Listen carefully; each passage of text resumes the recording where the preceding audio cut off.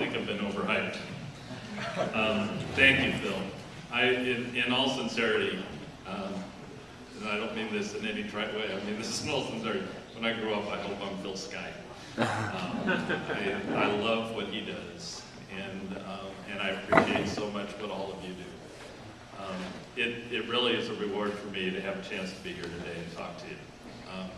I'll tell you that the day-to-day around government, as it is in many parts of our world, is very challenging right now. And you see it every day. You see people that are unhappy, you see people that are angry, fearful. Anger and fear go together.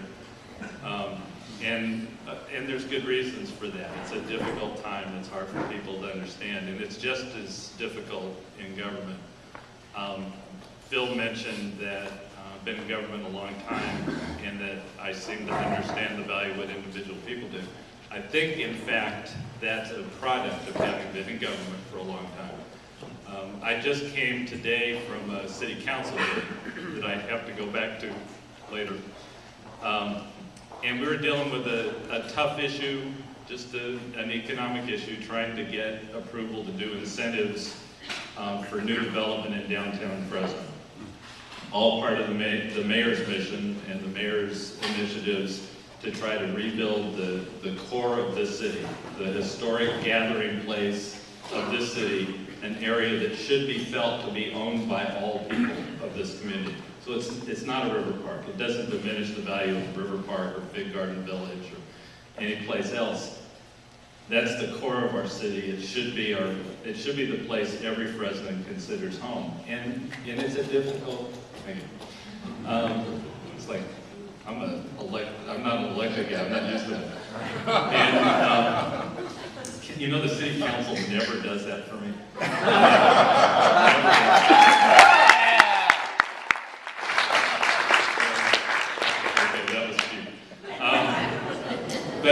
So you're out there and you're trying to figure out how to make something jumpstart for something that you have feel great value in, and you get up in front of elected officials who, in their own right, and I give them 100% credit for this, are looking at the initiatives you put forward and asking serious questions about, will it work? Is it a good expenditure of public funds? Are we doing this out of our heart, or are we using our heads? And they have many, many questions. And I'm telling you, it won't happen today. I can tell, even though I left before they finished it, I can tell you it's not going to happen today, because the wheels of government turn so slowly when it comes to these kinds of issues. We do pretty good at funding police and fire and those really, really obvious basic things, but on anything else, it's very difficult to do. After a while, you come to realize that if we're really in the community building business, which I know that Lee here refers to himself as a community builder. I always have loved that part of his title. If we're really in that business, the bulk of the work gets done outside City Hall. It gets done by people every day, and that's the kind of thing I want to talk about. I'm excited to be here for a lot of reasons, and it's funny, you know, the Lord works in mysterious ways, as we always say. And I came back to Fresno, almost going on 2 years now. I still tell people I'm the new city manager because they forgive you if you're new. So don't out me. But I was brand new, and I came to a lunch in this room. It might have been your group, and I just didn't know. I'm not sure what the lunch was, but it was in this room. And I see Gwen back here, and I'm going to tell a story that relates to you, Gwen. I had come back to Fresno, and there were people I was looking for in my return to Fresno, people I had grown up with. One of the people, and Gwen, I swear this is true, I stood right at the end of that table and talked to a couple of people, and I said, I went to high school with a young man named Eddie Bearfield, and I want to find the Bearfield family, because I knew your mom. Gwen is Eddie's sister. But I didn't know Gwen. And so I was asking that question in this very room, and people were giving me hints. And you know, it took several months before one thing after another, and finally Jim Aldrich one day put it all together and told me, well, I think that's Gwen's brother. And he has passed, and we all miss him, but he was an important person in my early life. And it's funny that I come back to this room for the first time since that day, and Gwen drives up and walks in. And I'll tell you, those things happen to me all the time, and I know that I'm being directed, and I know that what I do for a living is something that I'm being told this is what my role is. And some days I like it, and I said the other day, these are the days when I'm doing mission. And some days I'm not all that hot about it, and those are the days I have a job. And so most of the time we're trying to figure out how we deal with mission. Let me talk about a couple things that I wanted to cover. People always ask me, why did I come back? Although it was interesting, when I got to Spartanburg, South Carolina, they didn't say it quite like that. In Spartanburg, they wanted to know why I left Beverly Hills. And they would go, wow.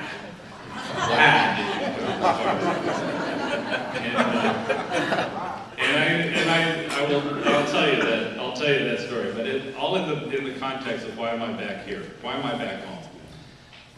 And I got a long answer, so I'm going to cover a few things here and tell you. First of all, I'm going to give you my Fresno credentials. My mom was born here in 1925 over on Nevada Street. My dad moved in 38. A couple doors down from Dickey Playground. They got married in what is the Something Revival Church on Divisadero. That was where they got married. My early years, I lived in the Tower District, and then later on we moved a little bit more north and west, Fresno High. Spent a lot of time by an accident of geography at the Boys Club, the West Fresno Boys Club in those days, and that's because the executive director lived next door.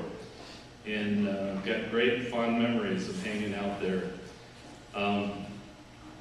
Eventually went to Fresno High, Fresno State. My family's got 9 degrees from Fresno State with my mother, father, brother, wife, and grandmother. We have 9 degrees. I only have one of them.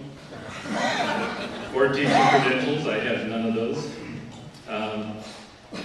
I started working in the post office. I started working at the post office downtown on the graveyard shift while I was in college. And one of your members, Jim Parks, those of you who know Jim Parks, he and I used to sit next to each other every morning at 3 o'clock in the morning sorting mail. And I was 18 and he was about 22, I think, and I felt like he was one of the wisest elders that I had. I had a great time learning about life from this wise 22-year-old man who sat with me. It is no surprise to me to see Jim doing what he's doing today with his ministry. It's funny though, after that we moved in opposite areas, ended up in the same cities but at different pace. So I'm glad that we're finally back home. I had lunch with him the other day. I worked for the Fresno Redevelopment Agency in 1971. And was laid off in February of that next year. So when people tell me about layoffs at City Hall, I can say, well, I was laid off 40 years ago. I then went to City of Clovis and worked for quite a while, and married my wife at Harvard Terrace Baptist Church over by McLean, and then eventually left Fresno, left my hometown. And Fresno was a big part of my life. We were there the day they tore the courthouse dome down. We had to leave because they couldn't get it down. It was stubborn and it was fighting for survival, I think. And they couldn't get it down until later that night, but we were there watching all day. I tell everyone I'm the only city manager in the city's history probably ever who can say he once danced on the Al Radka record hop. So in other words, I'm all in Fresno, right? It was a big important part of my life. I dreamed in my neighborhood up until about 5 years ago when I finally stopped. All my dreams always were focused in my neighborhood in Fresno, so it's a big part of my life. And you ask anybody in Beverly Hills about Fresno, and they'll tell you it's Mark Scott's hometown. So I ended up eventually, through a couple of stops, I ended up in the city of Beverly Hills. It was really an interesting place, as you can imagine. A lot of different stuff, and for a kid from Fresno ending up there, it was kind of heady stuff for a while, and I loved the people. Beverly Hills, if you know it, is predominantly a Jewish community, I was an avowed Christian, and that never was an issue for them. And I was always treated with complete and absolute respect for that. And I respected that in them a great deal, and had a great time there for a long time. But it was the Rodney King riots, which, if you really know the inside story on all that, was really, in a way, the LAPD riots. And that experience really made me long to do something different than what I was doing. And it was interesting to find out yesterday that that experience had something to do with the founding of this organization. And it's interesting to me, again, how the connections in life come back to us. And this story could take forever, so I'm going to do it like flashcards here.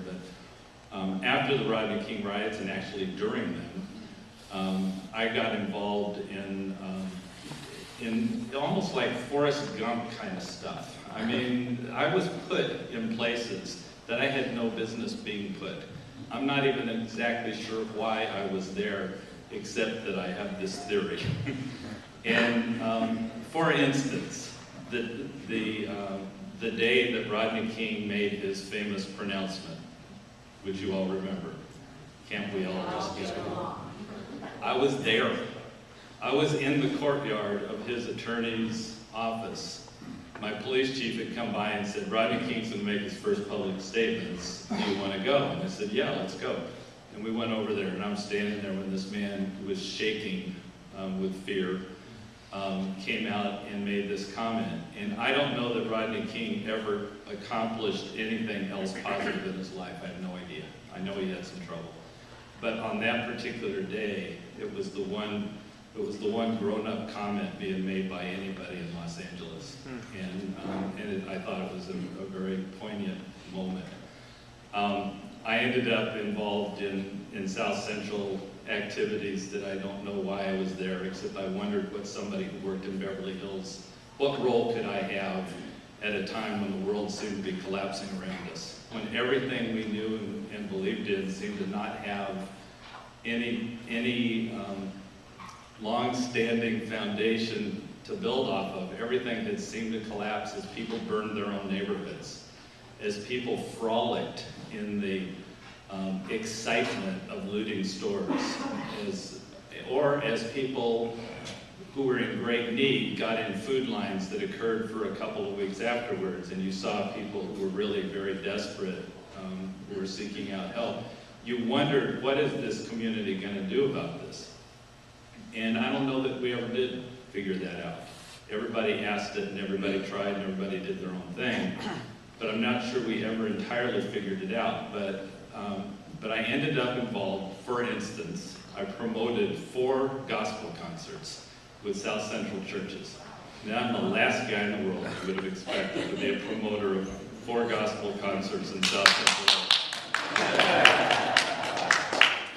One of them, I don't want to use up my time. One of them, I accidentally made a really bad call, and that was because we were doing some Beverly Hills stuff. I thought it would be nice if in between the first set and the second set, if we brought some people out from the temple to perform. And I will tell you, when you go from we had 200 voices. This is the Faithful Central Baptist Church Choir, Bishop Olmer. Great. I mean, they built up to this crescendo, and they got everybody going, and we brought out the people from the temple, and they got up and went, and the mood just went like this. And even the people from Beverly Hills were coming up to me and saying, can we get them off the stage? So certain things don't go together, I mean, it doesn't mean either of them was a bad idea, but there's certain things you don't put with macaroni. I don't know. So we did what we could, but it wasn't satisfying to me to think that going out and doing special events was necessarily a solution to anything.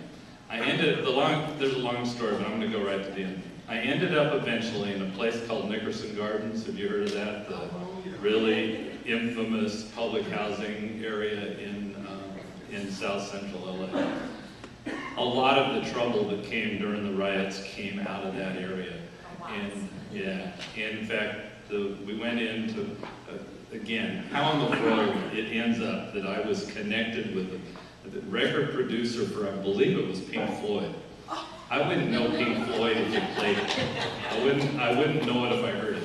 But I was standing at First AME, which is really not in South Central, and there's long food lines, and this man comes up and he says, if you want to really see the problem, you need to go see Nickerson Gardens. And I said, okay.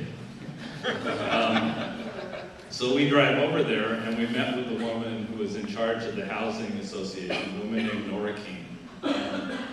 And she took us on a little tour to where I could see they had nothing in their pantry. I mean, they had very little of anything. Nobody was offering anything because nobody would go there. Nobody was going to go to that part of South Central and do anything. So I eventually just looked at her, and she prayed with us first. And then I said, so what do I do? You know, I'm the city manager of Beverly Hills. What do I do in order to do something that makes a difference at a time like this? And she said, she just kind of shook her head a little bit. And she said, you know, until the day that thousands of people do thousands of acts of kindness toward thousands of other people, which has no cost, we're not going to be any different than we are today. And that made such an impact on me that really the solution is a solution that's at our fingertips. We just all got to want to do it. And it really didn't have a whole lot more to do with throwing gospel concerts, although that was fun. It was good to connect people, but that wasn't the solution. That was just maybe one of those acts. Or maybe it was a big one of those acts, but it was one of those acts. Then as we're walking away, she said, and please, if you have any contact with the LAPD, ask them to quit putting our boys on the curb. That was the other thing she said. I'd like to believe that all of the police departments have gotten better about those things. And I think there are some lessons that have maybe come from some of that. So I was in Beverly Hills. Being more interested in this, ended up at a mentoring program. And really, I got to a certain point that despite the fact I love Beverly Hills, I love the people. I mean, that's all there is really in government if you really get down to it, is the people. I didn't really want to leave my friends, I didn't want to leave that, but I needed to do something different. Jim Parks had not trained me at the post office to go out and work 20 years in Beverly Hills. So I decided I was going to look around the country. And I told people yesterday, I felt like I had to leave California. Because California government had been so strong and so well funded in California for so long, we'd never gotten it out of our heads that we couldn't do everything. We were still thinking government needs to do everything. In fact, the public was still thinking government needs to do everything. So I thought, okay, I'm getting out of California. And we looked around the country, and I found this place in South Carolina, Spartanburg, South Carolina. And I've left a little heart there. Spartanburg was a mill village, mill town. And the times got rough in the textile industry. The jobs left, and the workers didn't know anything else. In fact, I didn't know the term cash and carry. You know the term cash and carry, which is to differentiate from company stores.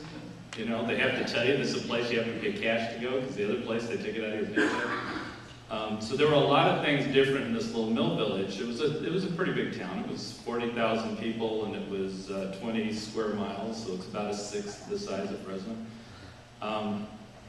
And it was hopeful. People there were hopeful because some things had started to turn around. It was 52% African American, 47% white, and 1% other. So we were black and white, and it's the South, so there's lots of old issues. But people were getting along pretty good. They were trying. Everybody was trying. So it was a good place to go, and I had a great mayor. I've done a great job of picking my mayors. And I went back there, and for 6 years, I loved doing that job. But the first week, and by the way, I got there, they called me the Beverly Hillbilly. For the record, if you really think about it, that's really Green Acres, it's not Beverly.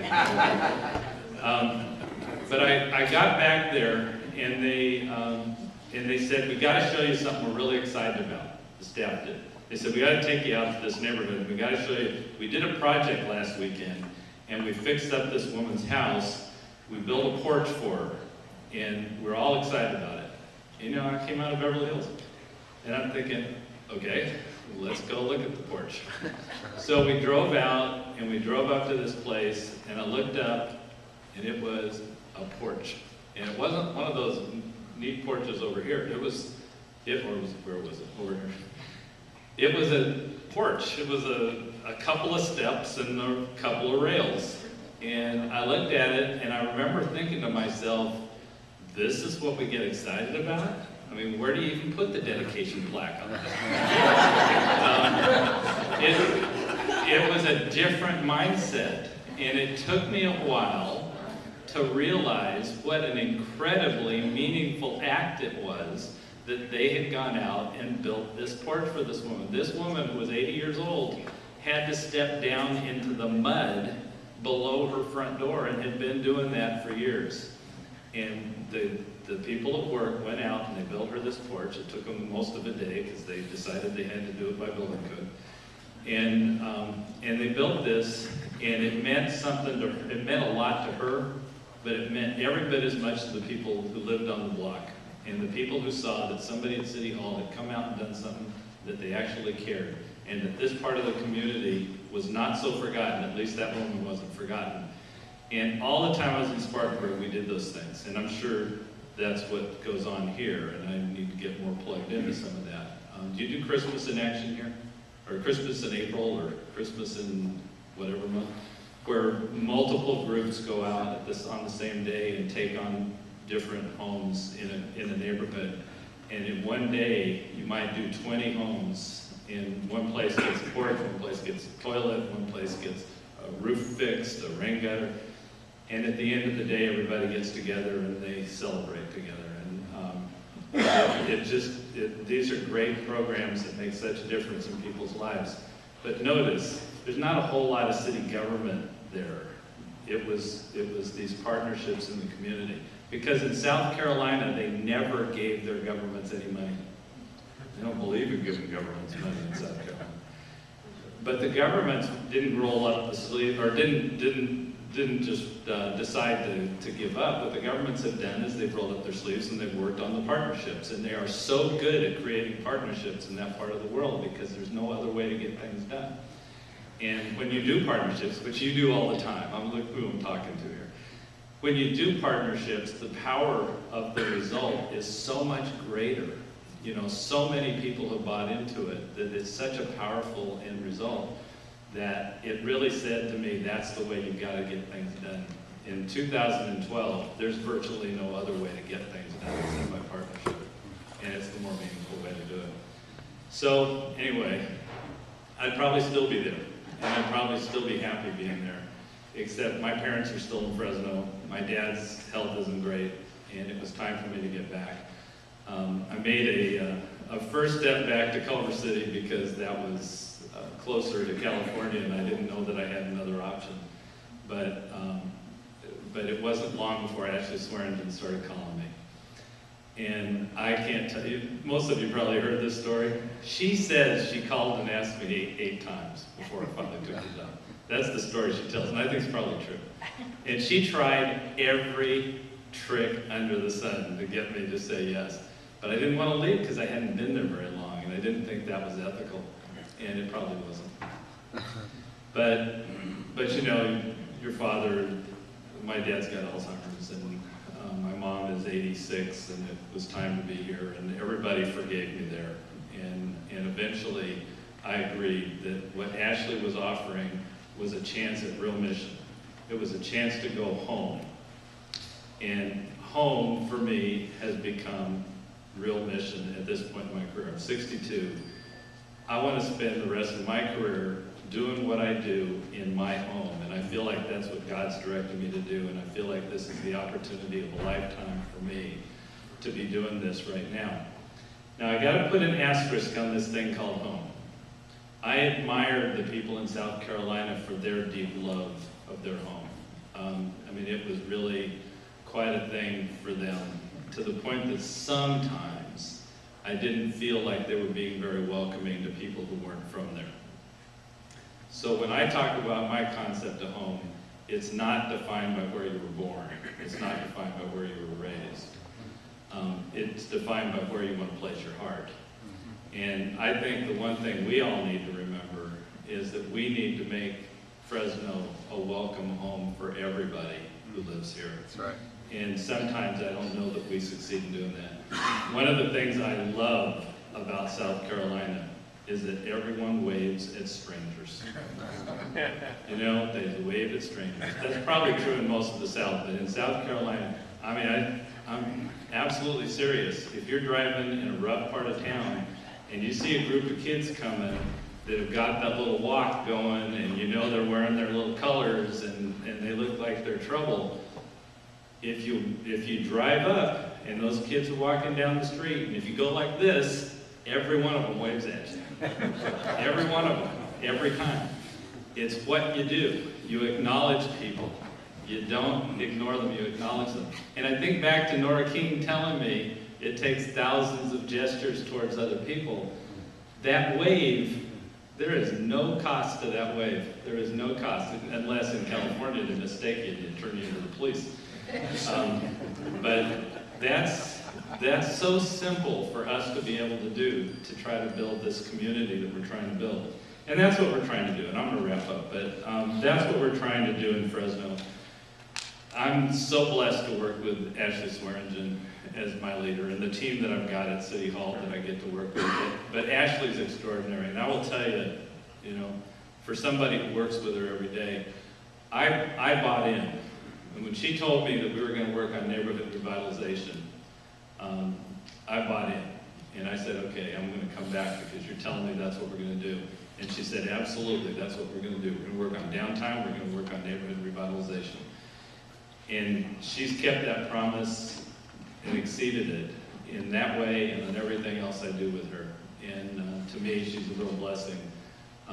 She's courageous, she's smart, and look, I work for her. I've got a conflict of interest. I'm a 62-year-old guy, and I'm standing in church. This is the truth that I'm telling you. So I'm really blessed to have that opportunity. I'm blessed to have an opportunity to work with all of you, because really this is where we're going to get the work done. Not just in this room, but in every work room, every church, every school, every institution of this community, in the homes. This is where we're going to get the job done. We have a group of people, I'm going to say one more thing, then I'm going to stop. We have a group of people in our city government that have been called code enforcement. You probably have called on them from time to time. And their mission has been defined rather unclearly. And at a certain point, even in the name of the group, code enforcement, it said, bring out your ticket and write people up for doing things, right? That's what the name said to them. Great people, by the way. Terrific people with great hearts and great intentions, but they were being directed in this way that I just didn't think was what it was all about. I think what they need to be doing is working on building neighborhoods, not on writing tickets. So we did a funny thing. In fact, Lee helped me with it. I actually laid them all off and hired them back. But in the process, we wrote a new mission for the group, and we gave them all new job descriptions. And the job descriptions were written in the first person. And it said things like, my job is to help build neighborhoods. We need to bring our neighborhoods back, not by writing tickets. Sometimes you gotta write tickets. I got no problem writing tickets to slumlords, no problem. Sometimes you gotta use that tool. Other times you gotta use other tools. One of the tools we have a hard time doing at a city hall, because we need more people to help us, is helping to organize neighborhoods to help themselves. It's grassroots leadership. It's helping them learn how to help their own neighbors. It's telling us that the woman down the block needs a porch. It's being able to do these things that allow us to go out and tell people they matter, and that their neighborhood is a vital part of our community. And those old neighborhoods in this town, they will come back. They will come back. All they need is the human infrastructure. We can help with physical infrastructure. They need the human infrastructure. They need the confidence that they can succeed, that somebody cares about them. That's why we're doing what we're doing, and that's what we're going to try to achieve. You all can help us every day by doing thousands of things to help thousands of people and make this the community we all care about and love so much. So those are my comments. I thank you very much for letting me be the speaker today. I'm really inspired by all of you, and I hope that maybe I've said a couple things that make sense, but mostly I'm just pleased to have a chance to be with you. Thank you very much.